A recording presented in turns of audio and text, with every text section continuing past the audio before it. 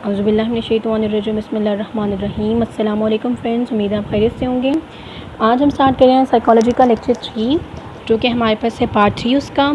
और पार्ट 3 में आज हम डिस्कस करना है वो टाइप्स ऑफ कंडीशनिंग है। पार्ट 1 में हम लर्निंग, उसके कुछ फैक्टर्स और उसकी कुछ फॉर्म्स ऑफ लर्निंग जो था वो डिस्कस कर चुके हैं, कुछ लर्निंग स्टाइल्स डिस्कस कर चुके हैं और थ्योरीज डिस्कस कर चुके हैं। पार्ट 2 में हमने क्लासिकल, ऑपरेंट और ऑब्जर्वेशनल को डिस्कस किया है और पावलोव के कंडीशनिंग प्रोसेस को डिस्कस किया है। रेनफोर्समेंट, पनिशमेंट, उसकी शेड्यूलिंग डिस्कस कर चुके हैं। आज है पार्ट 3 यानी कि types of conditioning. Types of conditioning हमारे पास क्या क्या हैं वो देख लेते हैं। टाइप्स ऑफ कंडीशनिंग में आपके पास है फॉरवर्ड कंडीशनिंग। फॉरवर्ड की दो टाइप्स होती हैं, डिले या ट्रेस। उसके बाद आपके पास है बैकवर्ड कंडीशनिंग। इसके अलावा simultaneous conditioning, second order conditioning या टेम्पोरल कंडीशनिंग। ये आपके पास क्या है, ये आपके कुछ टाइप्स हैं जो आज हम डिस्कस करने लगे हैं। तो हम स्टार्ट करते हैं। सबसे पहले आपके पास है फॉरवर्ड कंडीशनिंग। फॉरवर्ड कंडीशनिंग क्या होती है कि इसमें आपने ये याद रखना है, कंडीशन स्टिमुलस पहले आएगा फिर अनकंडीशन स्टिमुलस आएगा। फॉरवर्ड का मतलब क्या है, फॉरवर्ड का मतलब ये है कि कंडीशन वाली चीज़, पेयर वाली चीज़ पहले आएगी, फिर उसके बाद आपके पास अनकंडीशन स्टिमुलस यानी कि एक जो आपके पास ऑटोमेटिक चीज़ है वो बाद में आएगी। एग्जांपल, अगर आपको पावलोव का एक्सपेरिमेंट याद है, यानी डॉग और बेल वाला या बज़र वाला, उसमें हमने क्या किया था, बज़र और खाना देते थे। फॉरवर्ड कंडीशनिंग की बात की जाए तो वो कैसे होगी, इसके एक्सपेरिमेंट पे क्या होगा, पहले बेल या बज़र फिर खाना, ठीक है। ये होती है फॉरवर्ड कंडीशनिंग के पहले बज़र बजेगी, पहले बेल बजेगी, उसके बाद खाना आएगा, तो वो अनकंडीशन है। अब इसकी दो टाइप्स होती हैं, हम उसको देखते हैं कि क्या है कि इसमें क्या डिफरेंस आता है, डिले कंडीशनिंग और ट्रेस कंडीशनिंग। डिले कंडीशनिंग जो होती है सबसे आपके पास बेस्ट वे होता है कंडीशन करने का, यानी एसोसिएट करने का, वो डिले कंडीशनिंग होती है। यानी फॉरवर्ड कंडीशनिंग एक बहुत अच्छी टेक्निक होती है किसी भी चीज़ को एसोसिएट करने की। इसी कंडीशनिंग में हम ओवरलैपिंग करते हैं। ओवरलैपिंग किस तरीके से करते हैं कि हम लोग कंडीशन स्टिमुलस अभी हमने दिया होता है, उससे मतलब वो उसको टर्मिनेट नहीं होने देते, उसको ख़त्म नहीं होने देते, उससे पहले ही हम अनकंडीशन स्टिमुलस दे देते हैं। जैसे हमने बेल बजाई हुई है, अभी बेल बज ही रही है, तो उसी दौरान हम खाना दे देंगे, मतलब उसके ख़त्म होने का इंतज़ार नहीं करते, हम ओवरलैप कर देते हैं प्रोसेस को। तो ये क्या होता है, डिले कंडीशनिंग। अब यहाँ पे एग्जांपल दी हुई है कि बज़र हम लोग बजा रहे हैं 5 सेकंड के लिए और साथ में हम ब्लो कर रहे हैं या एयर पफ कर रहे हैं। एयर पफ मतलब आँखों में हम लोग हवा का एक झोंका दे रहे हैं, या जिस तरह एक नेचुरल फिनोमेना कि आपकी आँख में कोई हवा का झोंका आता है तो आपकी ब्लिंकिंग होती है, एक नेचुरल चीज़ है। लेकिन हम इसको एसोसिएट कर रहे हैं बज़र के साथ, हम बज़र बजा रहे हैं, साथ में एयर पफ कर रहे हैं, जिसकी वजह से ब्लिंकिंग हो रही है। जब आप इस तरीके से काम करते रहेंगे तो क्या होगा कि बज़र के साउंड पे ऑटोमेटिकली ब्लिंकिंग शुरू हो जाएगी, आंखों का झपकना शुरू हो जाएगा। तो ये क्या है, ये आपकी डिले कंडीशनिंग है। ट्रेस क्या है, ट्रेस आपको ये कहता है कि पहले आप कंडीशन स्टिमुलस का ख़त्म होने का इंतज़ार करो, फिर अनकंडीशन स्टिमुलस दो। यानी इसमें पहले हम लोगों ने बेल या बज़र बजाई है, उसके बाद हमने एयर पफ की है या खाना दी है। यहाँ पे एग्जांपल दी हुई है एयर पफ की, कि आपने क्या किया, पहले बज़र बजा ली है, उसके बाद आंखों में क्या किया, एयर पफ की है, उसके बाद ब्लिंकिंग हुई है। तो इस तरीके से हमने एसोसिएट किए हैं। ट्रेस का जो यहाँ पे वर्ड है वो है मेमोरी से रिलेटेड, यानी कि आप क्या करते हो, जैसे आपने बज़र आपको साउंड सुनाई दिया, उसके बाद 1 सेकंड के बाद आप खाना दे रहे हो या आप आंखों में वो कर रहे हो, ब्लो कर रहे हो एयर, कुछ भी आप कर रहे हो, तो ये आप एसोसिएट कर रहे हो। तो इसका मतलब कि आपके मेमोरी से आप ट्रेस करोगे कि हाँ ये हुआ है और मैंने इसको, इस चीज़ को इसके साथ एसोसिएट करना है। तो ये जो चीज़ होती है ये आपकी ट्रेस कंडीशनिंग में आती है। उम्मीद है ये आपको दोनों में डिफरेंस समझ आएगा। डिले में क्या होता है, ओवरलैपिंग होती है। ट्रेस में क्या होता है कि हमने सेकंड में गैप्स देना है। ये आपकी आती है फॉरवर्ड कंडीशनिंग में। अब बात करते हैं साइमल्टेनियस कंडीशनिंग की। साइमल्टेनियस कंडीशनिंग क्या है, साइमल्टेनियस का वर्ड होता है दोनों एक साथ साथ चलेंगे। अब इसमें क्या होता है, दोनों एक साथ साथ चले में उसमें ये आ जाएगा कि आपने जिस टाइम पे कंडीशन स्टिमुलस दिया है उसी टाइम पे आप अनकंडीशन स्टिमुलस दोगे और दोनों के शुरू और ख़त्म होने का टाइम बिल्कुल सेम होगा। मतलब आप ये नहीं कर सकते कि एक आपने ख़त्म कर दिया तो दूसरा भी चल रहा है, ऐसा नहीं होगा। मतलब जब तक खाना वो खाएगा तब तक बेल बजेगी, जैसे डॉग के एक्सपेरिमेंट में था।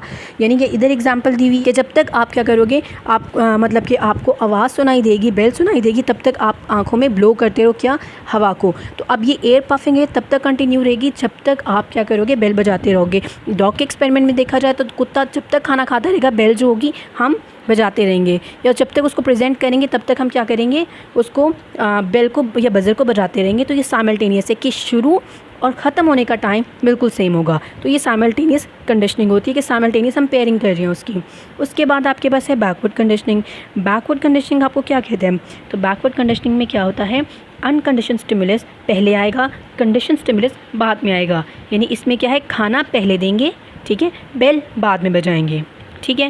पहले आपने खाना दे दिया, उसके बाद आपने क्या किया, आपने बेल बजा ली। जो एग्जांपल दी हुई है उसमें देखा जाए तो उन्होंने पहले क्या किया, पहले ब्लो की आंख में या पफ ऑफ एयर जो था वो डायरेक्ट किया मतलब कि एक बंदे की आंख में, और उसके बाद क्या किया, बजर बजाया। उसलिए बैकवर्ड कंडीशनिंग होती है, जिसलिए बैकवर्ड कंडीशनिंग है। बैकवर्ड में अनकंडीशन स्टिमुलस पहले आता है, कंडीशन स्टिमुलस बाद में आता है। तो ये दोनों का डिफरेंस आपको पता होना चाहिए। और साइमल्टेनियस में दोनों साथ आते हैं। डिले में हमने ओवरलैपिंग कर दी थी और ट्रेस में हमने गैप दिया था। तो ये आपको डिफरेंस पता होना चाहिए, फॉरवर्ड का, साइमल्टेनियस और बैकवर्ड। साइमल्टेनियस का तो वर्ड ही खुद बता रहा है कि क्या है, दोनों सेम टाइम पे होंगे। फॉरवर्ड का क्या मतलब है, बजर या बेल पहले। बैकवर्ड में क्या होगा, पहले खाना फिर बेल। साइमल्टेनियस में क्या होगा, दोनों साथ साथ, ठीक है। उसके बाद हमारे पास है टेम्पोरल कंडीशनिंग। टेम्पोरल कंडीशनिंग क्या होती है, टेम्पोरल कंडीशनिंग में हमने अनकंडीशन स्टिमुलस ही है हमारे पास। कंडीशनिंग की एग्जांपल अगर सिंपल से हम देखें तो अगर आप आपका कुछ स्पेसिफिक टाइम रख लिया जाए कि आपने 7 बजे खाना है, ठीक है, 7 बजे आप खाना खाती हैं और उसके बाद आपने दिन में टाइम शेड्यूल फिक्स किया हुआ है, मैंने सुबह का खाना 8 बजे खाना है, दोपहर में 2 बजे खाना है, शाम में 7 बजे खाना है। तो क्या होगा, अगर आप इस रूटीन को फॉलो करते रहेंगे तो क्या होगा, आपको 7 बजे या जो आपने टाइम फिक्स किया 8 बजे, आपको तब भूख लगेगी, उसके बाद 2 बजे भूख लगेगी, उसके बाद आपको 8 बजे 7 या 8 बजे रात में भी भूख लग जाएगी। और आपकी बॉडी ऑटोमेटिकली उस टाइम पे, आपका स्टमक, आपका मैदा वहाँ पे सिक्रेशन शुरू कर देता है। किस लिए, कि खाना मिलने वाला है तो हमने उसको डाइजेस्ट करना। तो ये एक प्रॉपर हमारे पास क्या आती है, बायोलॉजिकल क्लॉक होती है कि आपका माइंड परसीव कर लेता है कि मुझे इस टाइम पर ये चीज़ मिलनी है। तो इसको हम कहते हैं टेम्पोरल कंडीशनिंग, कि आपके माइंड की कंडीशनिंग हो जाती है। आपका माइंड इस चीज़ को पेयर कर लेता है कि 7 बजे मुझे खाना मिलना है, तो खुद ही बॉडी में सिक्रेशन रिलीज़ कर देता है कि अभी खाना आएगा तो उसको हमने डाइजेस्ट करना है। तो ये है टेम्पोरल कंडीशनिंग। अब बात की जाए second order and high order conditioning की। अब सेकंड ऑर्डर या हाई ऑर्डर कंडीशनिंग क्या होती है, इसमें हमने 2 टाइम पे पेयर करना है। मतलब कि हम लोगों ने एक पेयर की हुई चीज़ को फिर से किसी और चीज़ के साथ पेयर करना है। इसका 2 स्टेप प्रोसीजर होता है। पहले स्टेप में अगर आप सिंपल से, हम वही अपना जो एग्जाम्पल है डॉग और उसकी बेल वाली लेंगे, कि इसमें हमने क्या किया, पहले सबसे पहले एसोसिएट किया बेल को फूड के साथ, कि हम जब मतलब खाना दे रहे थे तो हम जो बेल बजा रहे थे, ठीक है, तो बेल का मतलब फूड हो गया। डॉग ने ये समझ लिया बेल का मतलब फूड है, तो स्लाइवेशन बेल की साउंड पे उसको हो जाती थी।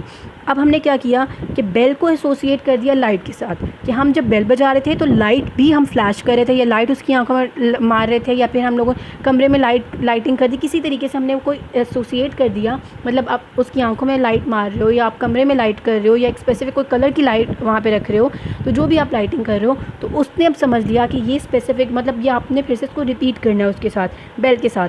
अब डॉग की जो होगी स्लाइवेशन लाइट पे भी हो जाएगी, क्योंकि उसको पता है कि लाइट का मतलब बेल और बेल का मतलब फूड, ठीक है। इसका मतलब उसने तीसरे स्टेप पे भी एसोसिएट कर लिया। पहले उसने बेल को एसोसिएट किया फूड को, अब उसने एसोसिएट कर दिया लाइट को फूड पे। तो अब ये क्या थी, हमारी हाई ऑर्डर कंडीशनिंग है, कि आप एक एसोसिएशन का भी एसोसिएशन बना लेते हो। तो ये आपकी होती है सेकेंड ऑर्डर या हाई ऑर्डर कंडीशनिंग।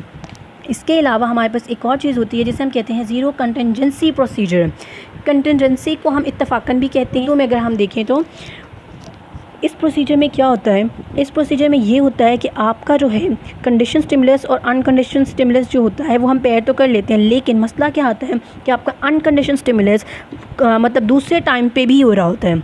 जैसे कि यहाँ पे हम लोग क्या करते हैं, कंडीशन स्टिमुलस को हमने पेयर किया खाने के साथ, जैसे हम लोग कर रहे हैं, अपनी एग्जांपल हमने ली हुई है, खाना बेल मतलब खाना दे रहे थे, तो इसका मतलब ये तो समझ आ गई थी कि कुत्ते को कि बेल का मतलब जब बेल बजेगी तो मुझे खाना मिलेगा। लेकिन अगर हम खाना और दूसरे टाइम पे दे रहे हैं और उस टाइम पे हम बेल नहीं बजा रहे, जैसे कि उसको सुबह के टाइम हम लोगों ने क्या किया, बेल बजाई और खाना दे दिया, ठीक है। उसके बाद हम लोगों ने क्या किया, दोपहर में हम लोगों ने खाना दिया लेकिन बेल नहीं बजाई है, तो रात में नहीं किया, लेकिन हम लोग सिर्फ सुबह वाला शेड्यूल फॉलो कर रहे हैं कि सुबह के टाइम हम लोग बेल बजा देते हैं, और ये हम लोग हफ्तों तक कर रहे हैं। लेकिन हम बाकी जो टाइम है, मतलब कि दोपहर का, रात का, या जो भी हम लोगों ने ड्यूरेशन या टाइम फिक्स किया उसमें हम नहीं बेल बजा रहे, तो ये क्या होगा, यानी उसको खाना तो फिर भी मिल रहा है। तो यहाँ पे क्या आती है, यहाँ पे आता है ज़ीरो कंटिजेंसी प्रोसीजर, कि आपकी जो कंडीशनिंग होती है वहाँ पे फेल हो जाती है, क्योंकि खाना तो उसको ऑलरेडी मिल रहा है, तो वो एसोसिएट हो सकता है नहीं करे। तो इस चीज़ को क्या कहते हैं, ज़ीरो कंटिजेंसी प्रोसीजर। तो ये हमारी आज के लिए चीज़ें कवर हो गई हैं। तो इंशाल्लाह हम पार्ट 3 में मेमोरी और पार्ट 4 में फॉरगेटिंग करेंगे।